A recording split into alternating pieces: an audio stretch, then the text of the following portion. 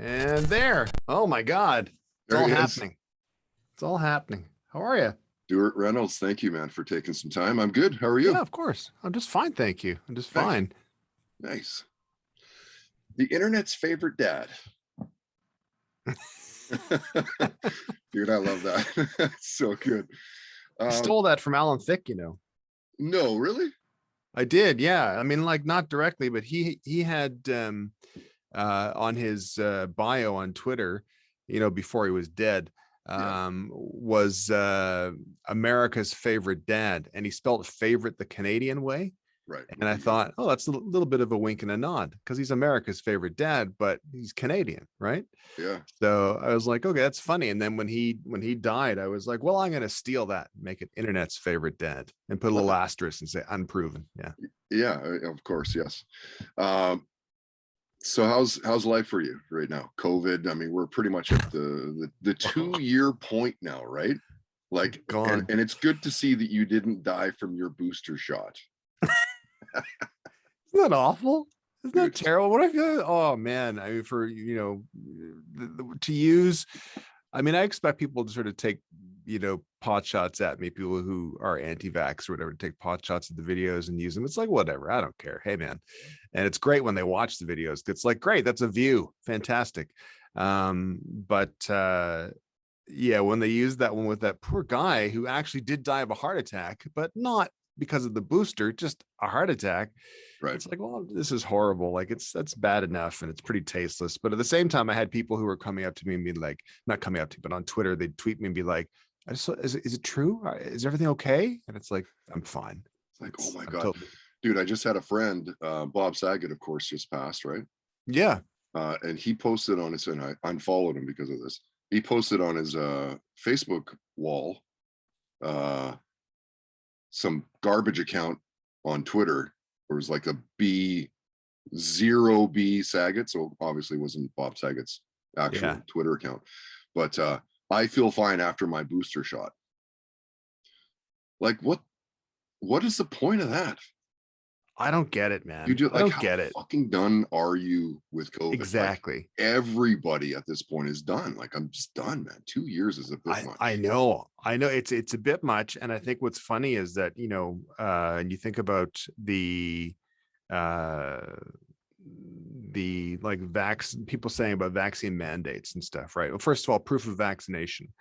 And when Quebec did recently the proof of vaccination for cannabis and liquor stores, right? And like even like myself, I was like, it's a little harsh. Maybe I kind of understand there's people out there who need alcohol and cannabis, and like meaning more than just most of us.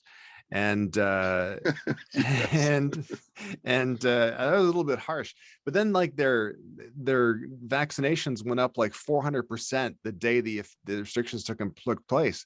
Right. And then more recently, when they did the thing where they're going to have a tax on the unvaccinated in Quebec, and it's like, I'm not comfortable with that, man. That's a slippery slope, and like private healthcare, and I'm not into that. But then there was 7,000 appointments made yesterday because of the threat of it. Yeah. Wow. So it's like, that's the thing that drives me nuts. I think I'd have more respect for the anti-vax crew if they, like if they were like the really loud tweets that sort of reply to stuff of mine and you'll see elsewhere, and the Bob Saget tweet and all that kind of stuff. It's that notion of like, it's our principle. We're declining this on principle. Right. Oh, we can't get booze or cannabis. Oh no, I'll get a shot for sure. Or right. Oh, it's going to cost 2 years in. Yeah, exactly. Oh, it's going to cost me an extra $1,000 a year. Oh, my principles aren't worth that much. Right. Like, shut up. And it's insane. Like I'm an instructor for the radio course at BCIT, and I'm driving to work yesterday. And right now on campus, there's like a testing. It was at one point it was the vaccine, but now it's just the straight up testing. It's virtually impossible to get tested here in BC. Yeah. And dude, I swear to God, the lineup in a car, obviously, to get to this testing facility was like 2 full city blocks of a lineup just to get tested. Yeah. Crazy. It's crazy. Absolutely crazy. Yeah. I mean, I had full sympathy for governments when the pandemic started. It was like, all right, this is a historic event. we've never really been in this situation before. Like those of us who are alive currently, Yeah. I've never been in this situation before. So what do we do? Like, let's figure it out. I know things are going to change by the day and all that kind of stuff. By the hour, things are going to change. We're going to get smarter. We're going to figure things out. But it's like 2 years in and you're like, especially here in Ontario, it's like, they closed the schools they're supposed to open up last Monday. They're like, we're going to delay them by 2 days. Like, What? what's 2 days gonna Why? do? Yeah. And then, oh, we're going to delay it by 2 weeks. And then they said yesterday, schools are kids are going back definitely next Monday. So like the 17th or whatever it is. Right. And it's like, what have you done? Like, what have you done in 2 weeks that you should have been doing in the past 2 years? 2 years. Time? Yeah. Like, yeah. I have Drives me a insane. grade 6 and a grade 4, like two little do kids, you? right? And Yeah. It must be in terrifying. school now. Yeah. And it just is like scary. It's just it's total. I mean, I think largely they're going to be okay. However, yeah, I think so too. It's kind of like if every single kid in the class had the flu and everyone at the grocery store had the flu, it's like, well, that's still like people still die from the flu. You know what I mean? Like there's a woman, Jill Permuli, I think her name is, on Twitter, and she has 2 kids, and one of her kids died from the flu. And she's a big proponent for flu vaccines and obviously a big proponent for the COVID vaccine, all that kind of stuff. But it's kind of like, yeah, we should take this seriously. Yeah, I think so. Yeah. And also, like, what did they do in 1918? Like, they just let people die. That's it. Like, that's it. Basic. I mean, what's interesting though is I read a little bit about it, and they, there was like mask mandates, essentially, like you had to wear a mask and all that kind of stuff. Right. So it wasn't too far off now, but generally, like, we just didn't have the technology, the medical technology, of course, back then. So people just died. What's really frustrating to me, I don't want to get off tangent here, sorry. What's really frustrating to me is that, like, with the cannabis and liquor stores, and essentially encouraging a 400% increase in vaccination in Quebec, and then the threat of unvaccinated tax driving 7,000 first dose appointments in Quebec. It's like, it really comes down to the idea that people don't care unless it directly affects them. Right. And even in the most benign, banal ways of, like, I can't get a bottle of wine unless I get a vaccine. Okay, I'll do it. I guess it's finally come to my doorstep. Yeah, I know, right? Crazy. What, I can't get wine? No, hold up. Exactly, I'll get that damn shot. This is serious. Oh my God. Yeah. Dude, you're like, I'm tripping that I'm just even talking with you. You're like one of my favorite content creators. Thank you. I just love your sense of humor. Because some of the, like, if you just watch your initial, like, first maybe 5-10 seconds of some of your videos, it would seem like you're on the side of anti-vaxxers till you get to the actual point. Look, you're fish hooking them. Exactly. Who are some of your favorites that you like watching? Like, who are some of the creators that you're like, man, that's solid? Oh, I mean, like, there's so many great ones. Like Sean Burke is amazing. Yeah. Rosie Holt is fantastic. Blair Erskine's amazing. Corey Forrester, Brent Terhune. I like Blair is really good at doing the hook as well. Like, she can play things off and people are convinced that she's on the other side of an issue. And it's totally ridiculous. And you I think if you just pause and go, no, this cannot be real.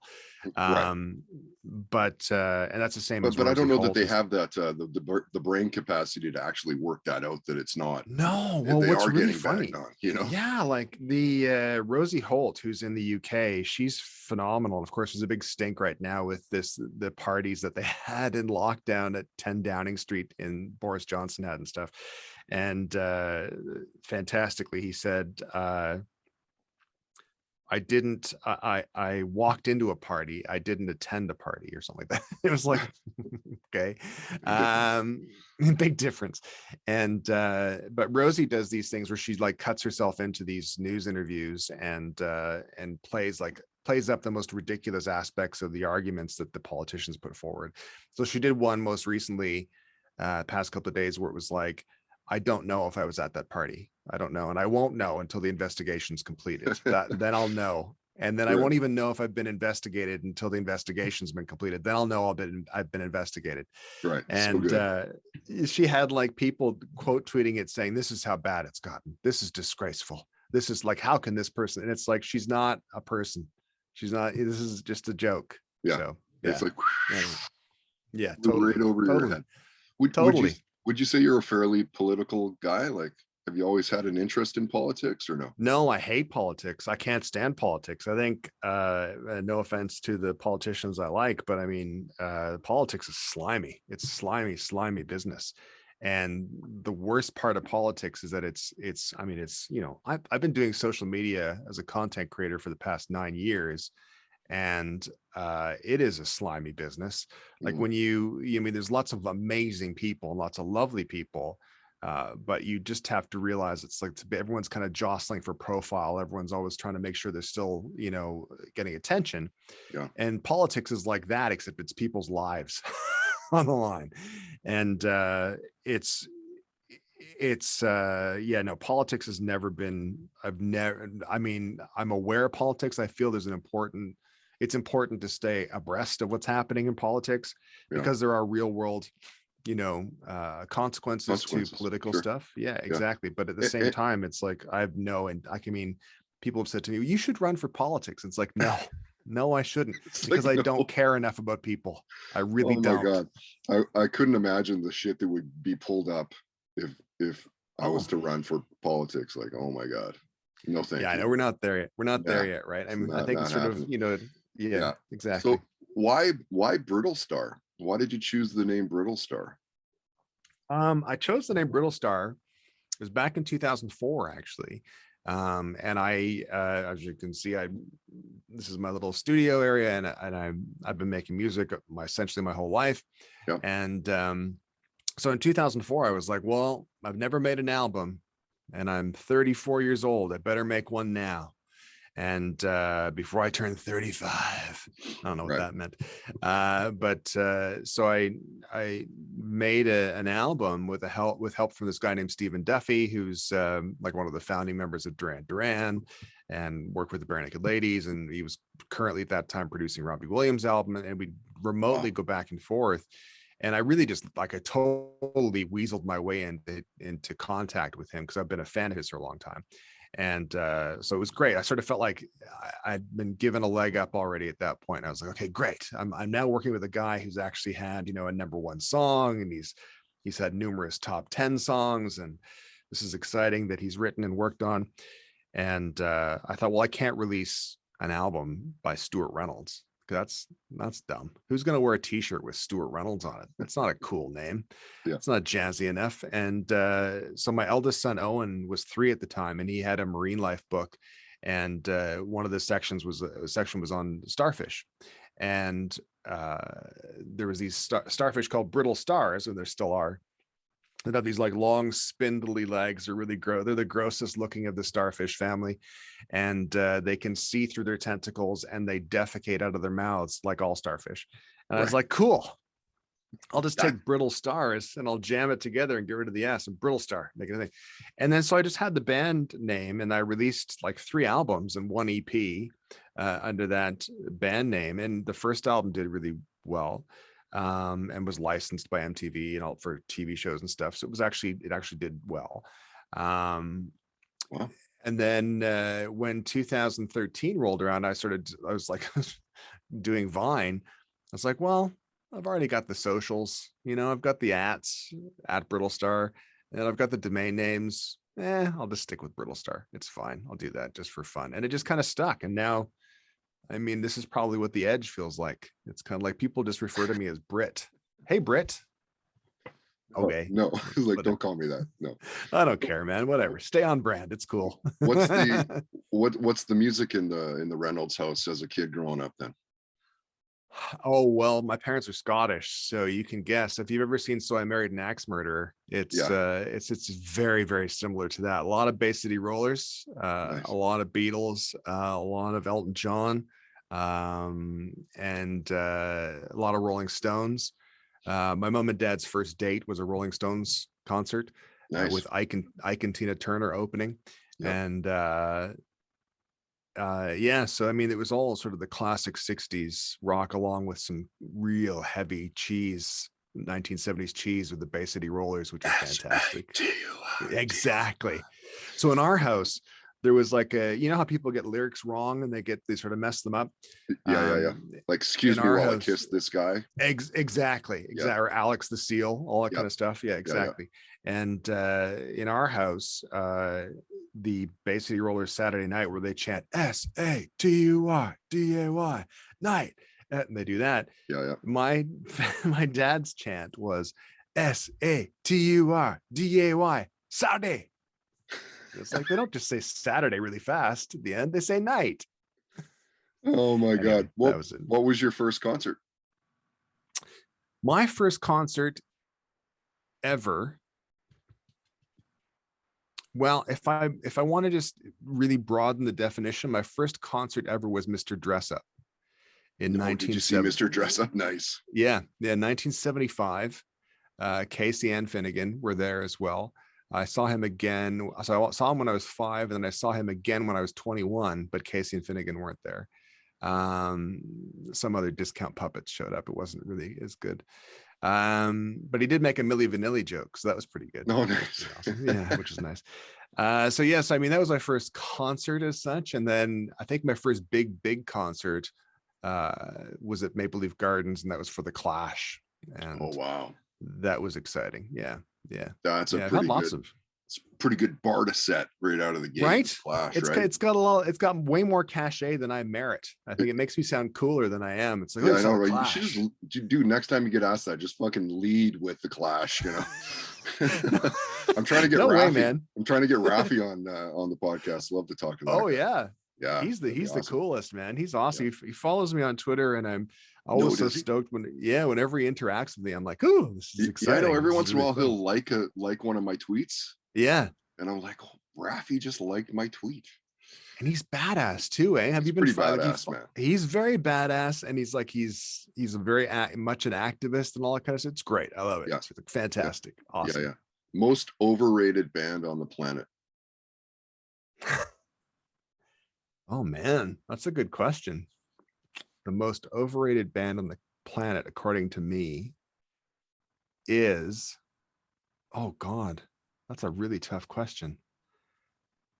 The first band that popped to mind was U2, and I like U2. I'm right there. I like U2 as well, but I'm right there with you. REM, Smashing Pumpkins. Yeah, I've never really been into Smashing Pumpkins. He sort of lost me because of like my age and where I was and what was happening in my life and stuff. I didn't get on the Smashing Pumpkins into the grunge train of like the early 90s. I was kind of like aged out of that a little bit. No, how much? I'm 48. How old are you? 52. So you got me by 4 years. Really? Maybe you just missed it then. I worked at HMV as well. Like when Nirvana's Nevermind came out when I worked at HMV. It was an amazing album, phenomenal album. Yeah. But I was never into like Soundgarden. I was never into I hated Pearl Jam and all that kind of grunge stuff. I just really wasn't into it. And then I actually, in 1993, in the height of grunge, I really got into this album by the guy I did my first record with, Stephen Duffy, who did an album in Abbey Road with Nigel Kennedy, who's a classical violinist, but kind of a wacko dude. Yeah. And so I went totally the opposite direction then. Wow. So, yeah. What are you binging lately? Are you binge watching? The Great, which is a phenomenal show on Amazon Prime. And it's very crass, but it's very funny. And we've been watching, of course, all the classics like Succession and all that kind of stuff. Yeah. And of course, we're now excited because we're watching The Righteous Gemstones again, which is an amazing show. Dude, that's such a great show. And I've only made it through 2 episodes of Letterkenny so far, but I'm excited because there's a bunch of stuff I'm enjoying watching. Yeah. I've been watching that. There's something on Disney. Is it Disney or is it Netflix? I think it's Disney, where Will Smith is I think it's called Oh yeah. Welcome to Earth or something like that. Yes, that's right. Yeah, And yeah, yeah. if you I haven't saw seen that. it yet, it's really well done. Like Oh, excellent. he travels around the world with like adventurers and just does like cave spelunking and whitewater rafting and like goes underwater, goes to the bottom of the ocean, and like Amazing. it's just really well done. There's more cool stuff on Disney Plus than you realize. We've been watching as well. One of the other things we binged was The World According to Jeff Goldblum, and which was another really fantastic. good series, right? Yeah. It just makes you. I've been touching my chin more since I've been watching, and yes. I wonder why that is. I see that. Yeah. Are you a fan of all the superhero stuff that gets made in the last 10 years, like Batman and Justice Not League? really. It's not horrible. I mean, it's not horrible. It's just really, I find it really funny because it's one of those things where there are things that just don't click with me, and that's the superhero films just have never really clicked with me. I mean, I really enjoyed like way back doing like some of the Batman reboots. It's like, oh, that's fun. I like that. The first Spider-Man movie that came out in 2002 or whatever, that was cool. I like that. But then like it just doesn't like the Infinity Wars and all there's too much stuff happening for me. I was just gonna say maybe it's just like there's just too much content coming out. There's a lot of content, and then plus I think there's a lot of activity on those particular shows, those movies. It's like there's so much stuff happening on screen. It's like it's too much for me, man. It's too much. Yeah, and it's just like that and video games just for some reason have just been like just past me. I don't know why. I try, but I just can't get into them. Yeah. Worst job you've had? Wow. The worst job I've had. Oh, there's a really good answer for this. I know there is. I've been pretty fortunate. I've had some pretty good jobs. Yeah. I don't know if it's the worst job. Like I've been like, I've been a carpet installer. I've worked at a record store. I've been a record store buyer in the UK. That was a fun job. I worked in a toy store as an adult.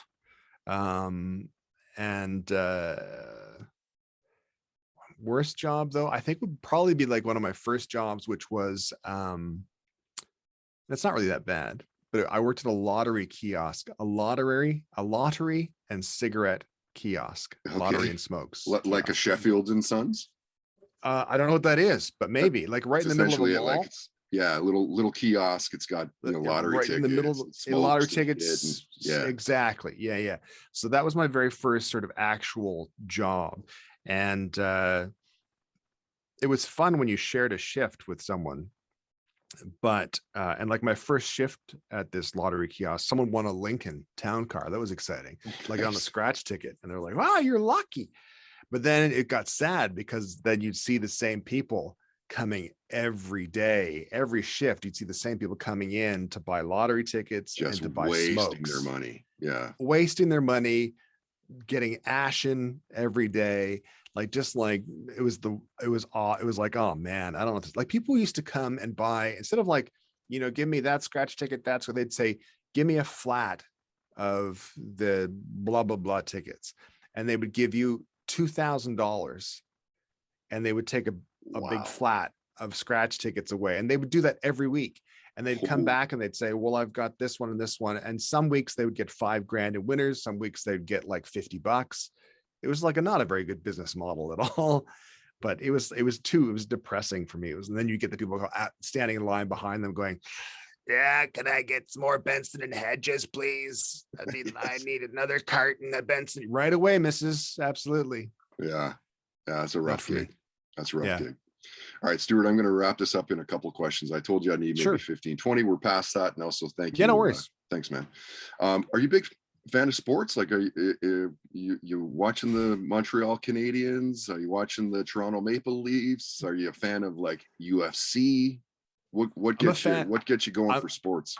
I'm a fan of playoff sports. I think I have a hard time. I have a little touch of maybe like something like an ADHD. I'm not going to say I have ADHD, but I think I have a little bit of that. Well, probably, exactly. Yeah, I think we all do.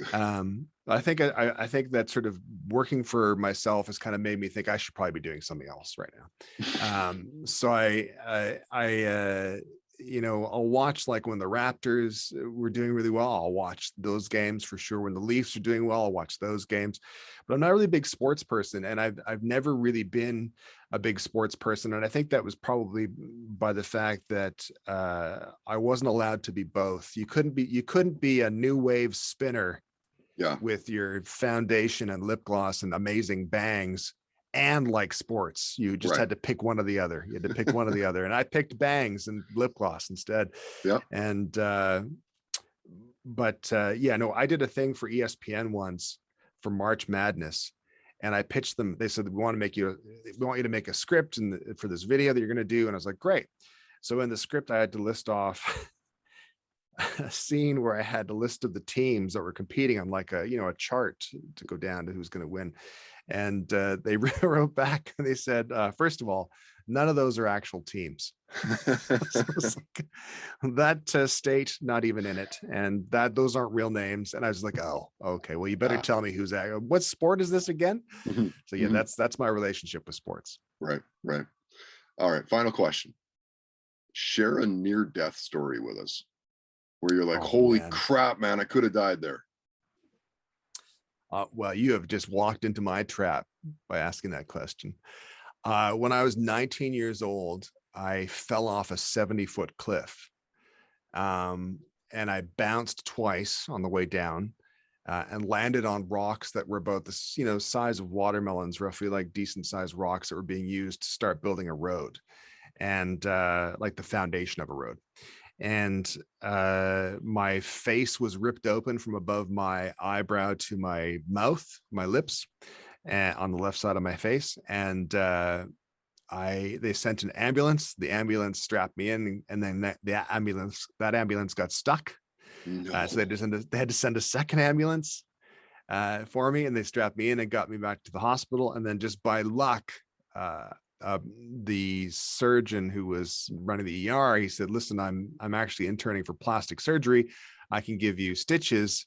You'll have a scar from your eyebrow to your lip, or we can do, like, I'm using this fake tissue and we can actually do plastic surgery on you, and that you won't have a scar except for a small one up by your eye, which I have a small scar up by my eye.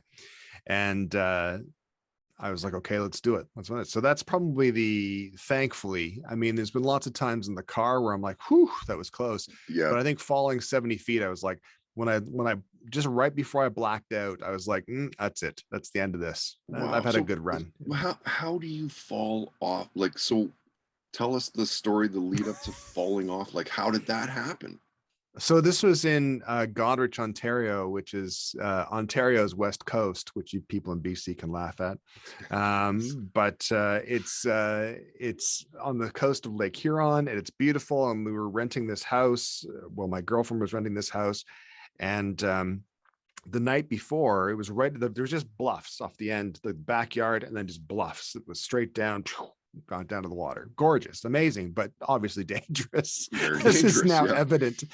And so the night before, we were out and we saw this boat come into shore, which is a really quiet part of the beach, and like not really, you couldn't really get to it at that point unless you came by water. And this boat came in with a light, and we saw someone meet them on the shore, and then the boat took off. We're like, it's like a drug deal, or what's going on here? Yeah, exactly. Yeah, what's happening? So we thought, well, it's too scary to go down in the darkness. Let's not do that now. Let's go down tomorrow morning. So we all went to bed, and then it's myself, my girlfriend, and a good friend, and we didn't go to bed together. We had separate. There were two sleeping arrangements, and we got up in the morning, and then headed to the bluffs. And you could get up and down the bluffs, but if you kind of like really leaned into the cliff and walked diagonally down, you could kind of zigzag your way carefully, hang on to trees and stuff on the way down, little bushes and stuff like that. You could kind of get down. Yeah. And I was the first to go, and I took one step, and I was like, oh shit, I've lost my footing. And then so I took, instead of smartly, I would have, if I was smart, I would have leaned into the cliff and just dropped to the ground. Like, okay, reset, try again. But instead of doing that, I tried to stand up on the cliff and take another step to catch my footing. And I didn't. I did. I took one step and took a big step and then took another step. And I was like, nope, that's it. I'm no longer touching the ground. And then I Wow. just free fell for, I guess, 70 feet and then bounced twice at the bottom. And then what to make matters worse, my girlfriend and my friend both successfully zigzagged down the cliff to see if I was okay and came over to see me. And when I turned my head over, I said, I'm okay. It's like one of those things where you're in shock. And I was like, I'm Yeah. okay. I'm okay. And apparently my skull was showing and my girlfriend threw up. Oh And my this God. woman who happened to be going along the coast was walking on the coastline, actually ran over and put a cardigan over me. And her cardigan must have been ruined. Oh yeah. I don't even I know who would she think is, so. but yeah, exactly. So that was the lead up to my cliff story. And the local Wow. newspaper, Goderich is only not a town of 9,000 people. Local newspaper ran the headline that week, which was "Alive but Bruised," because I took up every ambulance for a day. So Yeah. Wow. And so how did they get you up then? well, they came along like they drove the ambulance on these big sort of rock foundation that they had. So there was like big boulders, and then there was like smaller rocks. I'm sort of showing like the size of a melon roughly, and they were kind of being stacked and formatted down. Like it was all fairly tamped down. And the idea was they're going to put gravel fill and they were going to put sand in and they were going to put asphalt on top of it. And it's now a lovely road. If you drive down there, it's a lovely road now. Yeah. Nice memory. No, yeah, great memory. Just don't That's look where up. I almost died. Exactly. And they just backed the ambulance on and it was like slowly, but the first one got stuck in the rocks. And then they had to send a second one, which was further. So they sent the paramedics over, put me on a stretcher, and then walked on the rocks Wow. back, wobbled over to the ambulance and stuck me in the ambulance. So yeah. Crazy. All right, there you go. Well, See, told you walk glad into a that worked trap. out, buddy. It's nice to Me nice to too. have you on the podcast. Thanks for having me, man. I appreciate it. Yeah, you're easy to find at Brittlestar, both on Facebook, Twitter, Instagram. Easy to find. And also Shameless. brittlestar.com. That's right. Yeah, Brittlestar.com is the sort of, if you really want the boring information, you can go there. Or It's if you the want hub. a full blow up size picture of me for your bedroom wall, you can also get it there too. So Nice. If we send that in, we can get it autographed. sure, I'll sign anything. Sure. Awesome. Stewart, thanks, man. Have a great day, and we'll Thank you. see you online. Take care. See ya.